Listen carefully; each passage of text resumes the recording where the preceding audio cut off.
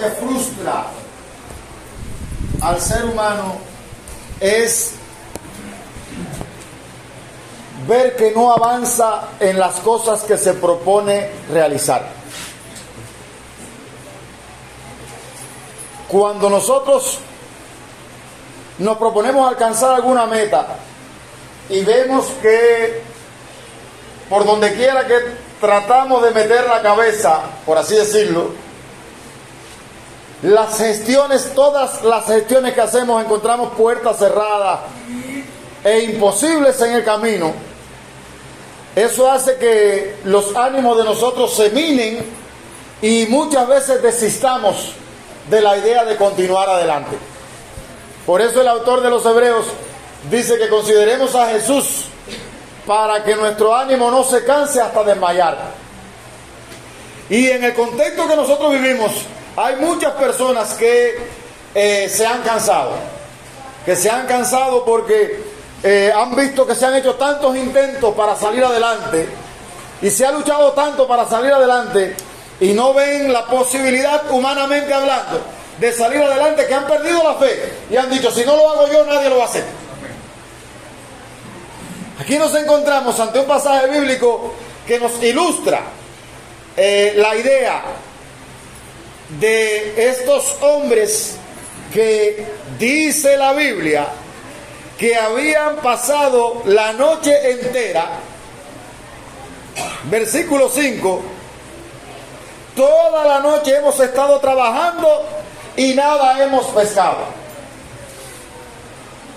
Estos pescadores que habían ido a pescar a su oficio, y yo imagino que conocían bien su oficio, porque Pedro era pescador, dicen los comentaristas, desde niño, había aprendido el arte de la pesca.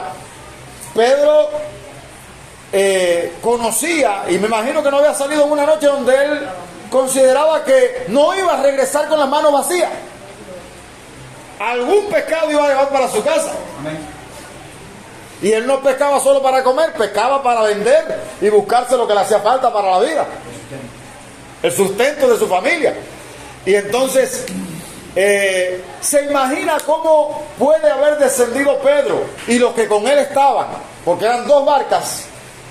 ¿Cómo puede haber bajado de la barca? Dice la Biblia que lavaban las redes, y dice versículo 2: y vio dos barcas que estaban cerca de la orilla del lago, y los pescadores, habiendo descendido de ellas, lavaban sus redes. Es decir, regresaron, pasaron toda la noche intentando pescar, no cogieron ni un solo pescado, y ahora estaban estrujando las redes después de una noche, de una mala noche, lavando sus redes para organizarla y regresar a sus hogares sin nada en sus manos. ¿Se imagina cuál sería el estado de ánimo de estos discípulos? ¿Qué pasaría con nosotros si pasamos una noche entera tratando de alcanzar un objetivo que para nosotros era alcanzable, y cuando termina la noche, trasnochados, cansados, agotados? Como me dice mi hermana Miriam, la noche entera en terapia intensiva corriendo, y ponle una transfusión, y ponle lo que se le pone, oxígeno y demás, marcapasos, y al final el paciente está en la misma condición o se muere. Y entonces, en ese contexto se desarrolla una escena que nosotros queremos hablar, de la que nosotros queremos hablar. Y de hecho yo he titulado el sermón o la enseñanza de esta mañana, la he resumido en una frase que está en el versículo 10, la última parte: pescador de hombres. Pescador de hombres.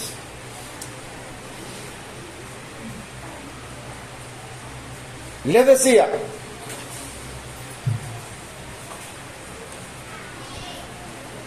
que si hay algo que mina el estado de ánimo de todo ser humano, es el hecho de que haga algo por salir adelante y no encuentre salida para el problema. Hay quien no hace nada y le da lo mismo una cosa que otra, porque al final no ha hecho nada.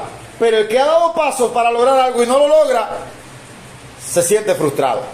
En ese contexto estaban los discípulos cuando Jesús llega.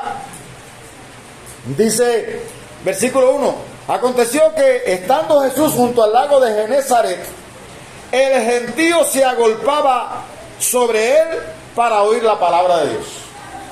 Había algo atractivo que tenía nuestro Señor. Su palabra era, dice la Biblia, que era como quien tiene autoridad y no como los escribas. En la palabra de Cristo había algo que atraía a los seres humanos y hacía que los seres humanos se agolparan para oírlo. ¿Qué era? Bueno, nosotros consideramos que como el Espíritu Santo estaba sobre él, el Espíritu de Jehová el Señor está sobre mí. Dice, porque me ha ungido Jehová, me ha enviado. Lo que hace la diferencia en la predicación no es la habilidad del predicador, no es la elocuencia que pueda tener ni el conocimiento que pueda tener, es la acción del Espíritu Santo a través de esa persona. Aleluya. Yo oía a Nery Cardosa, que era un hombre de campo, y él daba el testimonio de que un día hubo una asamblea y había un coro muy bien estructurado, muy bien organizado, con voces de todo tipo, y el coro fue a presentarse y presentaron el coro en el escenario. Había una multitud y la multitud quedó calladita la boca. Y apareció un hombre que no parecía ser una persona de relevancia, y cogió su instrumento y comenzó a tocar, y la gracia de Dios comenzó a fluir por medio de aquel hombre, y los corazones comenzaron a quebrantarse, y todo el mundo terminó de rodillas con las manos al cielo dándole gloria a Dios. Porque lo que hace la diferencia es la acción del Espíritu Santo a través de nosotros. Aleluya. ¿Usted recuerda a Sansón? Gloria a Dios, sí. ¿Usted recuerda a Sansón? Sí. Sí. Mientras el Espíritu Santo descansaba sobre Sansón, Sansón podía hacer proezas. Pero un día le cortaron el secreto, le quitaron el secreto de su unción, y se retiró el Espíritu Santo de sobre él. Y él creyó que iba a lograr lo mismo. Sin embargo, vinieron los filisteos y lo trabaron, y le sacaron los ojos e hicieron de él un esclavo. Nosotros, y lo decía en la célula allá en Maidique, lo que hace la diferencia, estamos estudiando Romanos 8 porque el año pasado nos empleamos en Romanos, y estamos en Romanos 8, y en Romanos 8 se habla mucho del papel del Espíritu Santo en la vida del creyente. Primero, no es dominado por el pecado. La ley del Espíritu de vida en Cristo Jesús me ha librado de la ley del pecado y de la muerte. Ahora somos hijos, todo dice el versículo 12 y 13 de Romanos. Ya no somos esclavos, ahora somos hijos, y si hijos somos herederos. Herederos con Dios y coherederos, herederos de Dios y coherederos con Cristo. Y yo les hablaba a ellos de eso, y les hablaba de la capacidad que tiene el ser, que Dios le da al ser humano cuando el Espíritu Santo viene a vivir en él. Y lo que sucedía con Cristo, bueno, aparte de que también era Dios encarnado, el Espíritu Santo estaba sobre él y hacía que su palabra fuera atractiva y que la gente deseara oír lo que él decía. Y dice que, versículo 12, vio dos barcas que estaban cerca de la orilla del lago, y a los pescadores habiendo descendido de ella, que lavaban sus redes. Y entrando en una de aquellas barcas, la cual era de Simón, le rogó que la apartase de tierra un poco. Y aquí quiero emplearme un poco más a fondo, porque en la mañana de hoy vi un video, que a pesar de que lloré con él, me hizo mucho bien. Yo no soy de los que ve video por verlo. Yo veo los videos y generalmente me voy a los comentarios. Y ahí aprendí una verdad que la voy a compartir con ustedes hoy. Ahora, hay muchas personas que dicen y oran y dicen, le piden a Dios que tome el control. ¿Alguna vez Dios perdió el control?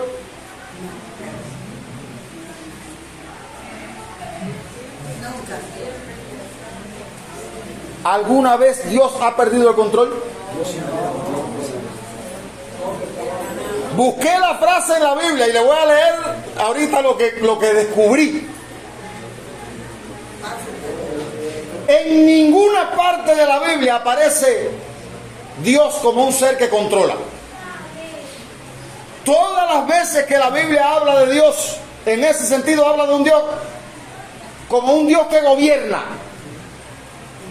Y hay una gran diferencia entre gobernar y controlar. Amén.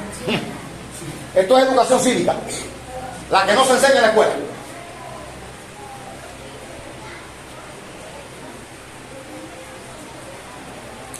El silencio o es para oír.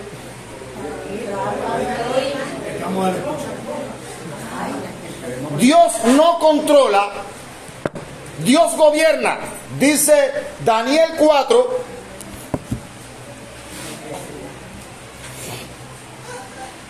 Si usted quiere puede buscar en su concordancia a ver cuántas veces aparece que Dios controla. No, de hecho no aparece una sola vez la palabra control. No aparece. Sin embargo, que Dios gobierna aparece en el Salmo 59:13. Acábalos con tu furor, acábalos para que no sean, y sépase que Dios gobierna en Jacob hasta los fines de la tierra. Amén. Dice Isaías, dice Daniel 4:17. La sentencia es por decreto de los vigilantes y por dicho de los santos la resolución, para que conozcan los vivientes que el Altísimo gobierna, no controla.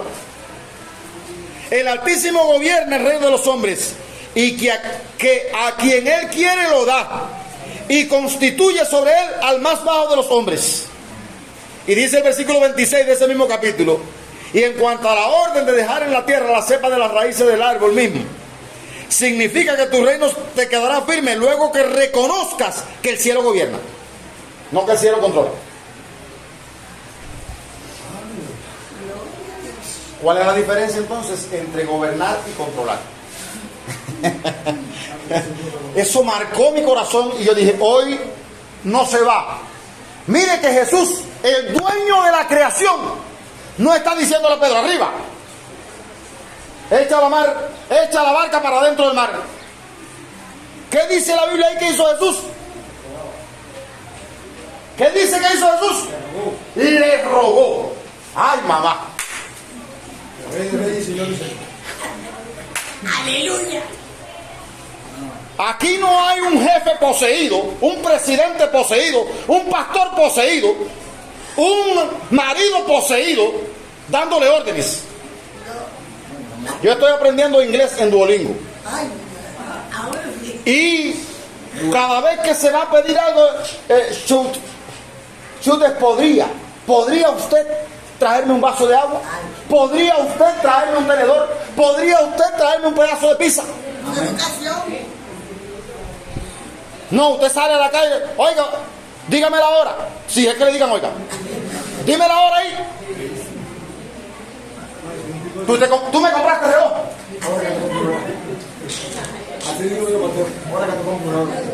Pero quiero que usted valore, hermano.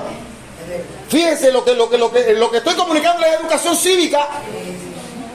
Ania y los profesores que están aquí, no sé si pueden decir amén a eso. Amén. Eso es educación cívica elemental. El rey del universo le está diciendo a Pedro, que podía decirle, oye, tú me perteneces, el barco también, el mar también. Le está diciendo, oye, tú podrías.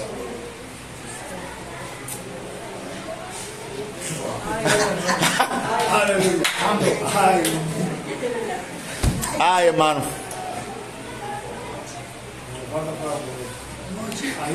Se pone esta ropa. No, yo le voy a decir que yo quiero, lo que quiero es caer de rodillas. Porque la deformación que hay en nosotros es tan grande que pedimos las cosas a regaños. Y hasta en mi vocabulario, todo en mi vocabulario, cierta jerarquía, cuando debiera haber. Pero es forma de eso, ya es un problema de carácter. que el Señor tiene que trabajar en ellos. Pero lo que quiero que vea que el Señor, ¿qué dice que hizo? Le rogó. Y voy ahora a la diferencia entre controlar y gobernar. Cuando Dios creó a Adán y a Eva en el huerto del Edén, Él podía haberlo controlado. No van a ir allí. O van a ir allí y no lo van a tocar porque no me da la gana que lo toque. ¿Hizo eso Dios? Hay quien está esperando que en la gran tribulación Cristo venga con una espada a someter a la gente por la fuerza. Si usted está creyendo eso, usted está desfigurando la imagen de Dios. No lo hizo con 2 personas en el Edén y no lo va a hacer con más de 8.000 millones que tiene la tierra ahora. Ni lo va a hacer. De hecho, Él dice: he aquí yo estoy a la puerta y llamo. Si alguno oye mi voz y abre la puerta, yo entraré. Pero note la diplomacia, la caballerosidad, la cortesía, la ética de nuestro Dios. ¡Aleluya! Yo, hermano, mire, eso me deja boca abierto. Cuando yo veo el respeto que Dios me tiene a mí como ser humano, que no le da la patada a la puerta, ni trata de violentar lo que ha puesto en mí, sino que por el contrario lo que hace es convencerme para que yo, cuando yo veo que Dios hace eso y veo a los hombres que son iguales a ti y a mí, que se sienten diciéndole a usted lo que tiene que comer, lo que tiene que beber, lo que tiene que pensar, lo que tiene que hablar, por dónde debe andar. Esa es la diferencia entre democracia y dictadura.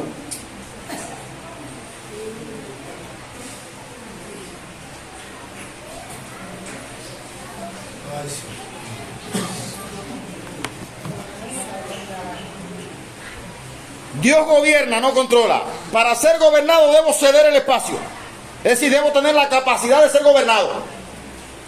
Mi esposa a veces quiere hacer lo que ella entiende que se debe hacer, porque ella es un ser humano. Y eso no está mal. Eso no está mal. Lo que está mal es que ella se tire a hacerlo sin consultarme.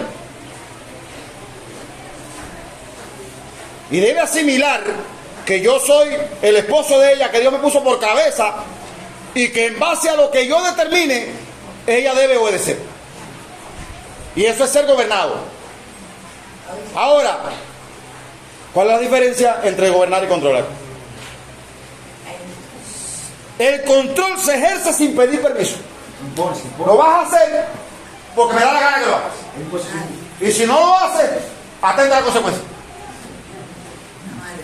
Eso es imposición.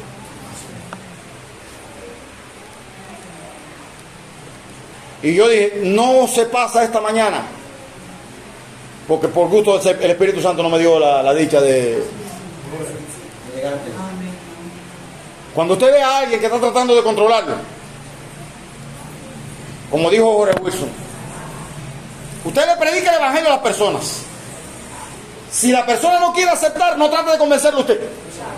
Porque si el Espíritu Santo, que es Dios, no logra convencerlo, ¿usted cree que usted va a lograr convencerlo?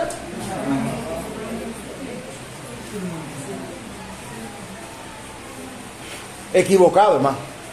Y a veces nosotros en ese humanismo, no humanidad, en ese humanismo tratamos de hacer que la gente se convierta. Al final la gente viene, está un ratico, se va, porque no entendió ni papa, porque sus facultades no fueron tocadas por el Espíritu Santo. Dios no lo convenció y dice, yo no estoy convencido, no quiero estar más ahí.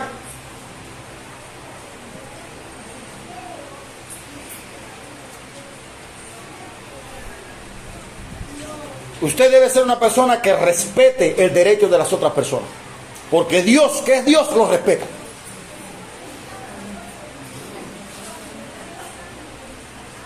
Si quieres irte, Dios no te va a decir que no te vayas, y yo tampoco te lo voy a decir. Puedes ir donde tú quieras. Cristo le dio, cuando Cristo comenzó a hablar fuerte, se comenzaron a ir la gente, y solamente quedaron los discípulos. Y dice Pedro, oye, Señor, se han ido todos. Imagínense que había alimentado más de 5,000 hombres, sin contar la mujer y los niños. Aquel llano estaba lleno de personas y solamente quedaba Jesús con los 12 discípulos. Y Pedro creyó que Jesús estaba milanado porque no, la multitud no estaba allí. Dice, se han ido todos. Y dice Jesús, ¿se quieren ir ustedes también?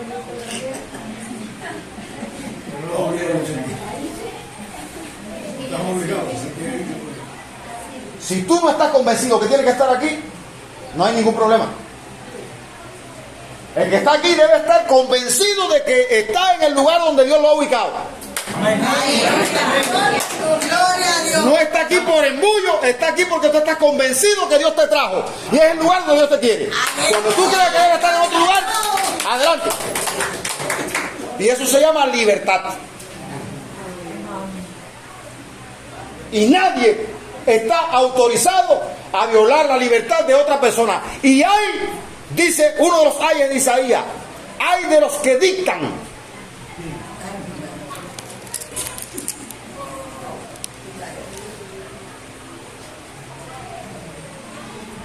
Es que el Espíritu Santo no da las cosas por gusto.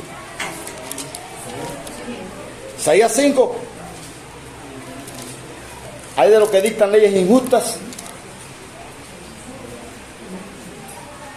¿Me ayudan, por favor? Mauri, usted que tiene la 5:8. No, ese es el primer ay.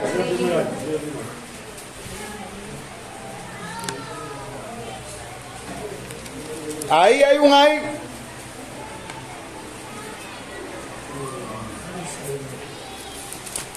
Tendré que buscar.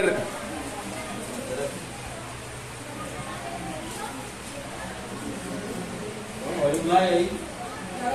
Ay, a los romanos dicen bueno.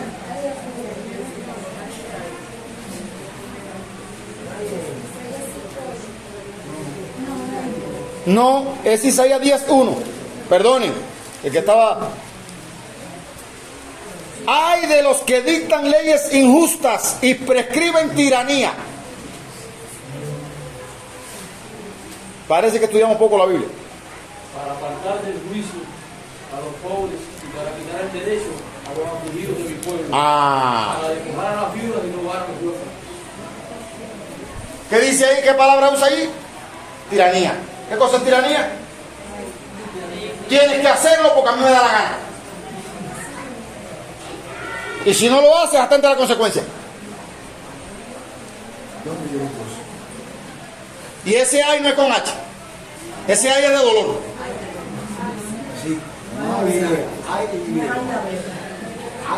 Que gocen la papeleta lo que les gusta imponer. Que dice el Salmo 2. Que el que mora en los cielos se reirá de ellos. Y yo estoy deseoso de que ese día llegue.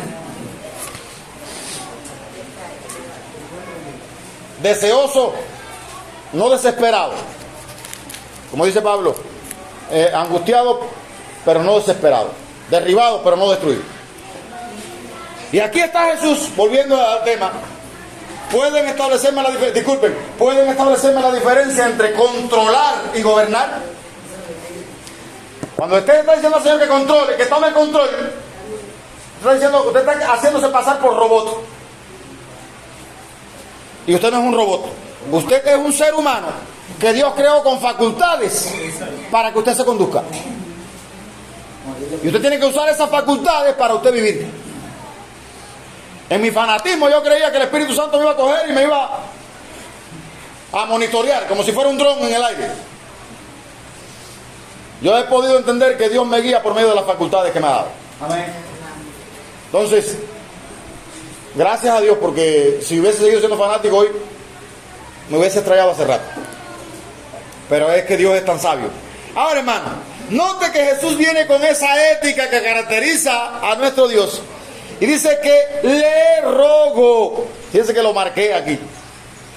Le rogó que la apartase de tierra un poco. Imagínese Pedro cansado, agotado, trasnochado.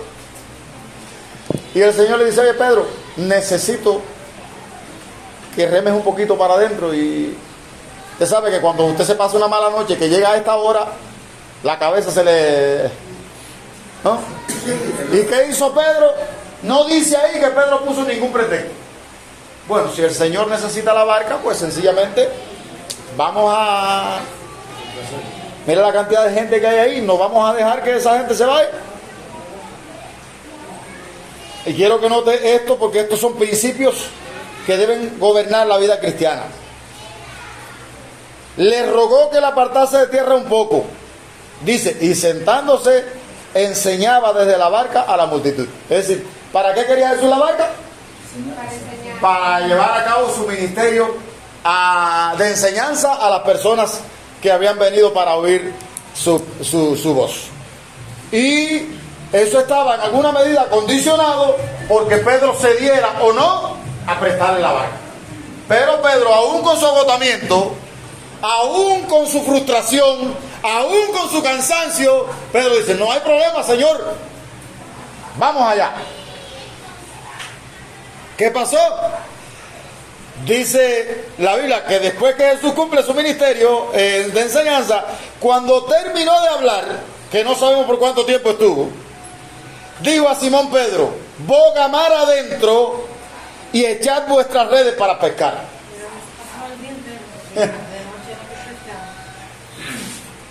Se pasó la noche entera pescando, el otro día por la mañana. No creo que se haya pasado el día entero. No vamos a especular, no dice el tiempo. Lo que sí sabemos es que la prestó. Y tampoco creemos que haya sido una enseñanza de unos minutos, porque Jesús no enseñaba en cuestiones de minutos. Él se tomaba su tiempo y se maravillaban cuando él enseñaba. Ahora, note que el Señor está dando, aquí sí le está dando una orden. Boga mar adentro y echa las redes para pescar. ¿Y sabe lo que le dice Pedro? Pedro, que era experto en el mar, le dice, maestro, toda la noche hemos estado trabajando y nada hemos pescado. Eso es un mensaje para nosotros. ¿Por qué los pescadores pescan de noche? Porque pican más. Porque pican más. Los peces suben. ¿Alguien ha pescado aquí? Yo estaba leyendo. Ajá, ¿qué dice, güey? ¿Qué dice, mi hermano? Dicen los comentaristas que de día los peces ven las redes y le huyen. Eso es lo que yo vi en el comentario. No sé, de noche no, porque como es oscuro no ven las redes. Pero bueno, como quiera que sea, Leonardo habló del calor del sol. Leonardo habló del calor del sol. También es una agravante para el que pesca. Pero lo que sí está demostrado es que los pescadores pescan más de noche que de día. El secreto no lo sé. Ahora, Pedro sí sabía. Y Pedro le dice, oye, yo sé de mar. Y nosotros hemos estado toda la noche pescando y no hemos cogido nada.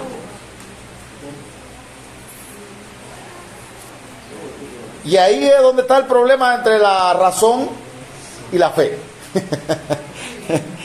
Muchas veces la razón nos dice, no, eso es imposible. ¿Lograr eso que tú te has propuesto? No, que va. ¿Creer que va a haber bonanza aquí en este país? No. Se va por 65 y cada vez la cosa se pone más mala.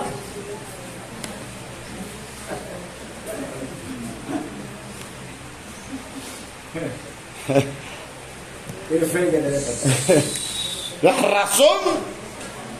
razón se opone a la fe muchas veces. La mayoría de las veces.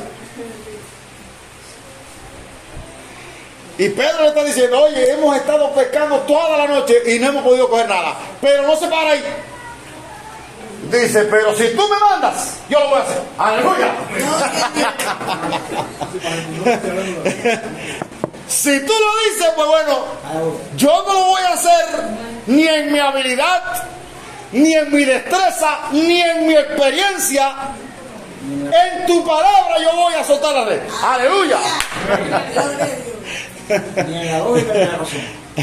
Bueno, yo digo que lo que es determinante en este pasaje bíblico, ¿sabe qué fue? oír la voz de Dios.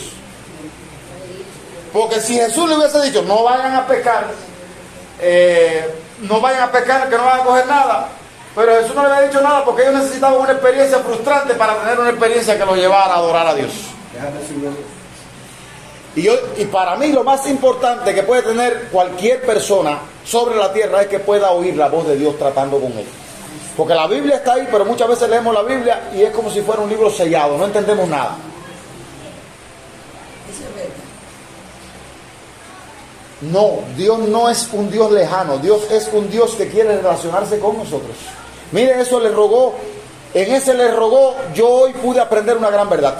Dios no es un tirano, Dios no impone lo que Él quiere.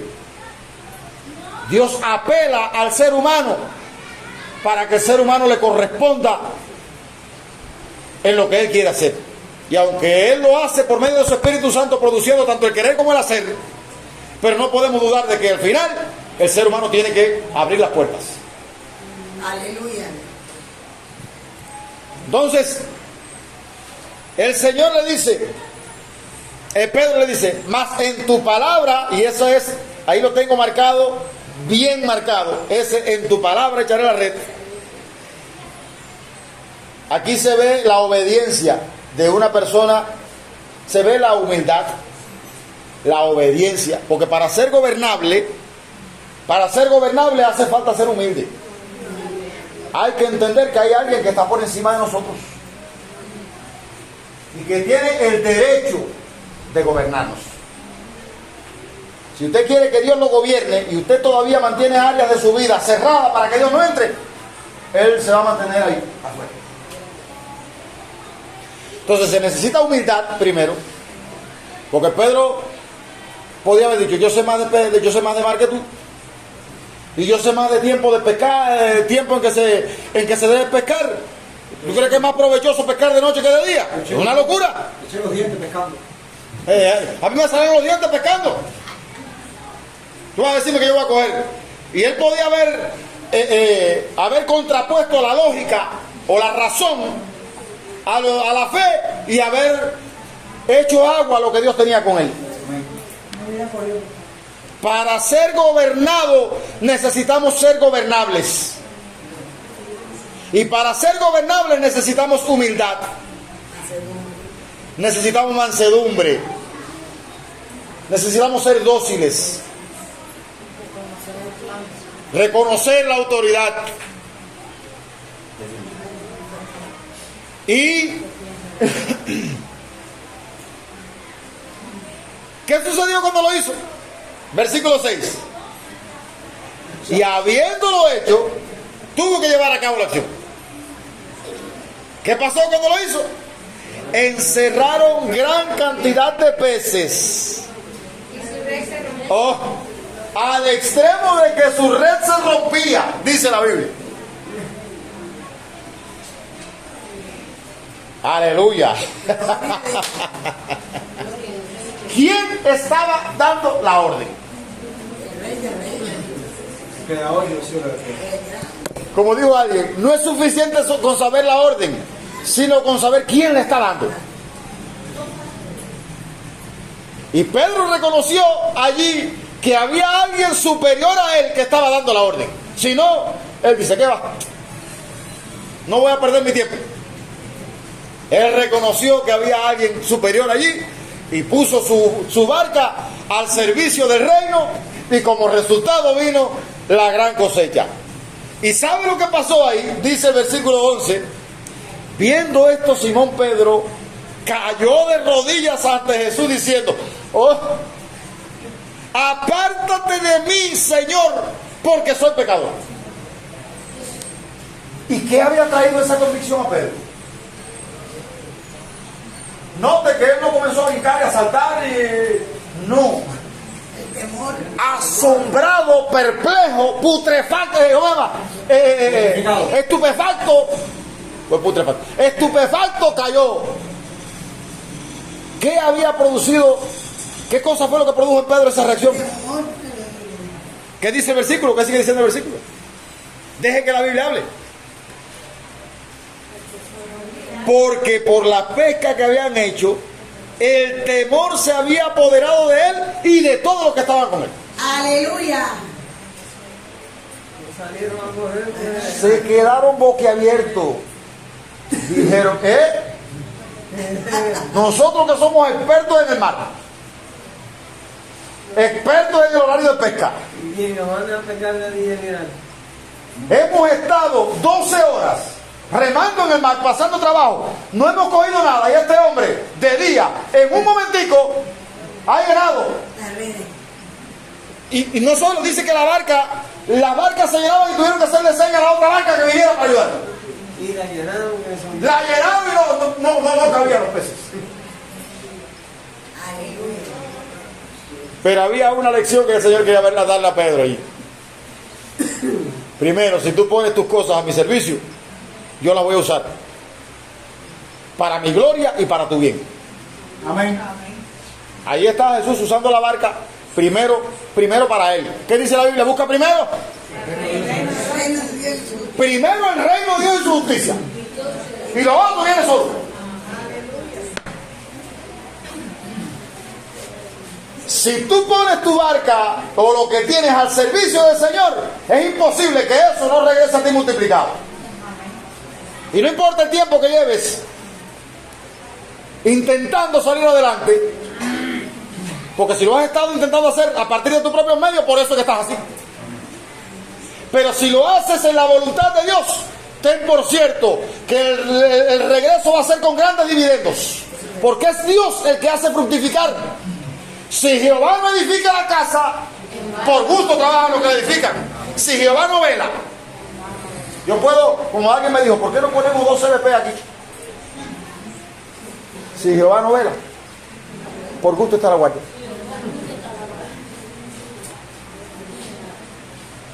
Porque es un problema de Dios, hermano. Lo mejor que puede hacer el ser humano es estar en paz con Dios y estar en sintonía con el cielo. Que el problema de nosotros, ya la paz la tenemos por medio de Jesucristo. ¿Usted sabe dónde está el problema? Si Pedro hubiese estado en sintonía con Cristo, él no se pasa la noche entera perdiendo tiempo. El asunto es estar en sintonía con el cielo, recibiendo las orientaciones de Dios para saber qué hacer, en qué momento.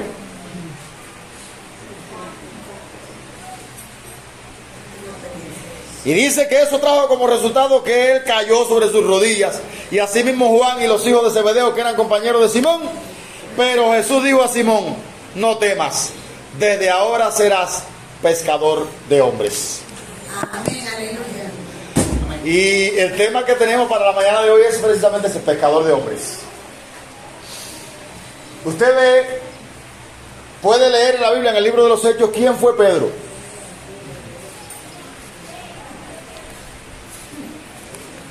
¿Y qué sucedió con Pedro? ¿Qué sucedió con Pedro cuando antes de Pentecostés? ¿Y qué sucedió con Pedro después de Pentecostés? Pedro era un hombre pusilánime, era un hombre, a pesar de ser el más impulsivo, era un hombre muy inestable. Y antes de Pentecostés usted puede ver que Pedro estaban allí reunidos como 150, dicen en el aposento alto, 120. Y cuando llega el día de Pentecostés, que el Espíritu Santo abre el camino y se manifiesta, la gente está pensando que son borrachos los que están allí, y Pedro coge el bate. Dice esto, vamos a dejar que la Biblia hable. Esto que ustedes ven no es problema de borrachera, pues es que no es típico encontrarse a las 8 de la mañana un borracho en Judea o en Jerusalén. Sí, no, aquí vamos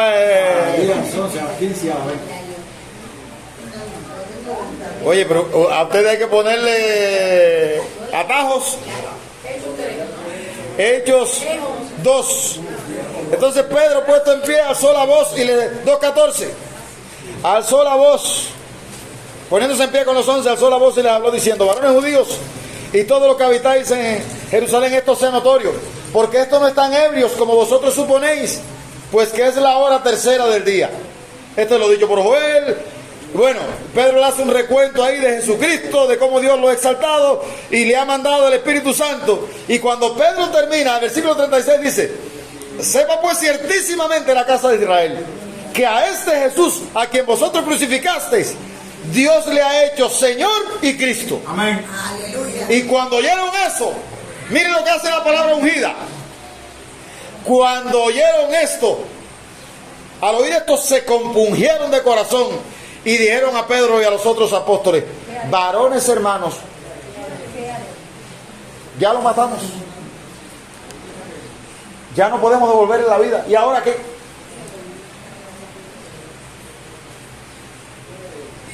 Y Pedro le da la receta, la buena noticia: arrepentíos y bautícese cada uno en el nombre de Jesucristo para perdón de los pecados, y ustedes también van a recibir, a tener la experiencia que tienen esta gente, porque la promesa es para ustedes y para sus hijos y para todos los que están lejos, para cuantos el Señor nuestro Dios llamare, le dice Pedro. Y note el versículo 41, ¿cuántos se convirtieron? Así que los que recibieron su palabra fueron bautizados, y se añadieron aquel día como 3,000 personas. Ahí está la primera demostración de que Pedro se convirtió en un pescador de hombres. En un solo sermón, 3,000 personas. En el segundo, ¿sabe cuántos se convirtieron? Lea Hechos capítulo 3. 5,000 personas en un sermón.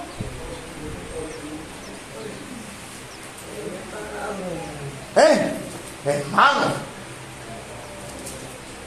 Pedro se convirtió en un hombre ungido, equipado por Dios, para que de la misma manera que él vio en aquella barca el milagro de Dios, reuniendo los peces de aquel lago para que se llenaran las redes, así el evangelio se convirtiera en un gancho para llegar a las almas y que las almas corrieran a la salvación. Pastor, y nota que en aquel tiempo no existía ni altoparlante ni audio para la sincronización. Para nada. Para nada. En aquel tiempo, imagínense 5,000 personas. Como dice Jovel, no había altoparlante. ¿Cómo sería Pedro para llegar a aquellas 5,000 personas? Yo imagino que la voz de Pedro era parecida a la mía. Voz de trueno, como Pablo. Ahora, hermano,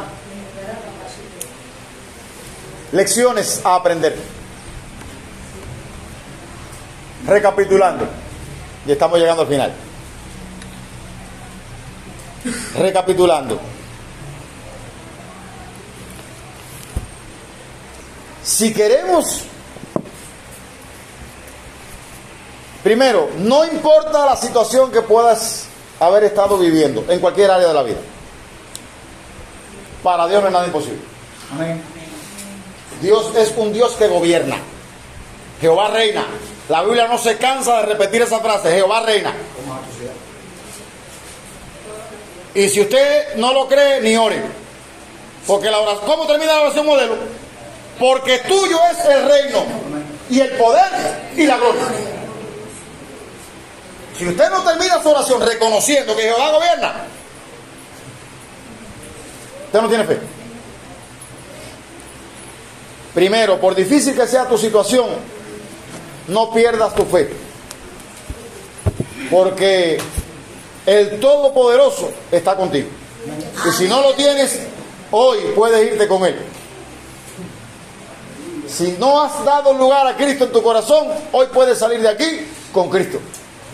Número 1. Número 2. Cristo está pidiendo de ti lo mismo que pidió de Pedro. En medio de la oscuridad, yo te pido que des un paso más. Aquí le dijo: no te quedes en la orilla. Ese boga mar adentro tiene un gran significado. Hay cristianos que se han mantenido en la orilla, comiendo escamas de lo que botan los camarones y la langosta. Tiene que sumir la cabeza. No, la langosta está para adentro, y los camarones en las profundidades. Ese boga mar adentro implica meternos, Ahí mismo, así mismo.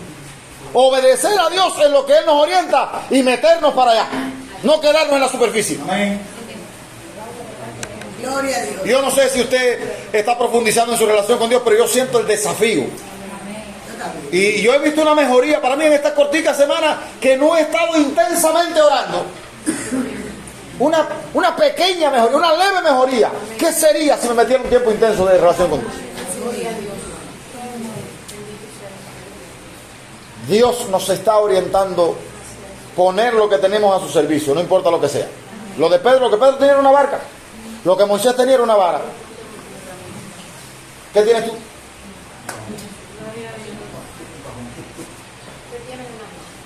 ¿Qué tienes en las manos? Yo recuerdo que una vez fui con mi hermano Gilbert allá a Morón, y allá estaban Daikel y Odislay. Y ellos decían, en su filosofía de trabajo con los jóvenes, así, ellos decían, lo que tengo, donde estoy, a ver, lo que soy, donde estoy, con lo que tengo. Lo que soy, donde estoy, con lo que tengo. Los que se quieren ir, no importa que se quieran ir, mientras usted esté aquí, donde estoy, lo que soy, donde estoy, con lo que tengo. Y el Señor va a tener contentamiento, y si Él quiere llevarte, olvídate que Él te va a llevar. Aleluya. Gloria a Dios. Y ayer en la reunión de líderes hablábamos de eso. Nuestra filosofía de ministerio tiene que cambiar, porque estamos trabajando para que la iglesia se llene. Usted va a encontrar en el libro de los Hechos que la iglesia no trabajó, mientras la iglesia trabajó para llenar.